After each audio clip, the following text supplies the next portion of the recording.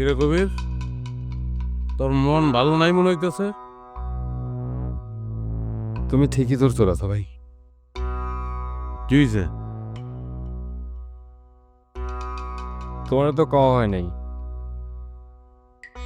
মকবুল চাচা আমারে তার ঘরে ডাইকা নিয়ে যে কি বাজেভাবে অপমান করছে, এটা তুমি কল্পনা করতে পারবা না।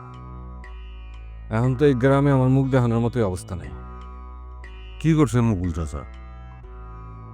তোমারে কইছিলাম না, ওই বেনি আমারে জোর করে ভালোবাসার লেগে বিভিন্ন রকম ঝামেলা করতেছে। হ্যাঁ, বুঝলি তো। এই মায়েরা ফসাং ফসাং করে খালি আমার হাত ধরা বহে। আর ওই যে চামচা চান্দু কৈত্রিকা জানি আমাকে এই হাত ধরার একটা ছবিও তুলছে, তুইলা সেটা আবার চাচারে দেখাইছে। তারপর? তারপর আর কি, মকবুল চাচা আমাদের জরুরি তলব দিয়া তার বাড়িতে ডাইকা নিচ্ছে। তার বাড়িতে ডাইকা না যাওয়ার পর আমার কি করছে জানো?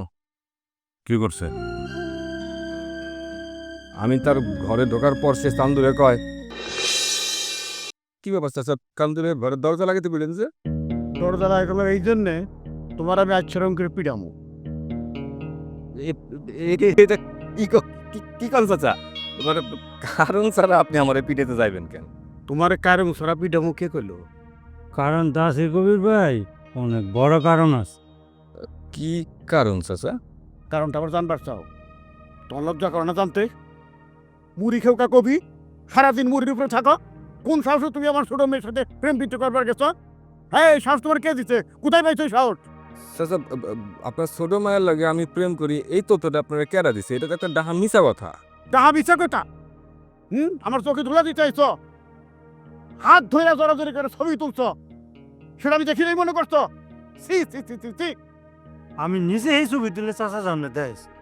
খুব মহৎ কাজ করছো, একটা মহৎ ভুল করছো চাচা। বেনির লাগে আমার কোনো প্রকার সম্পর্ক নেই, এটা হইতে পারে না। কারণ একটা সংস্কৃতির ধারক বাহকের সাথে একটা অপসংস্কৃতির প্রেম, এটা কখনো হইতেই পারে না চাচা। মুড়ি খাওয়া কবি, তুমি যা করবে তাই মেনে নিয়ে মনে করছো?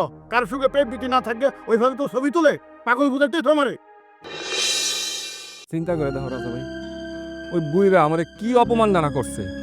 আমি তুমি কও, আমি কি বাইসা আছি না মরে গেছি? মন খারাপ হইব না? বুইরা মরতে বইছে, তারপর তার তেজ যায় না। রাজা ভাই, ভালো আছো? কবির, আমি একটু বাড়ি যাই, কাম আছে আমার একটু।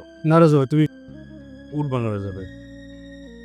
আমি এখানে আইলে তুমি চলে যাবে কেন?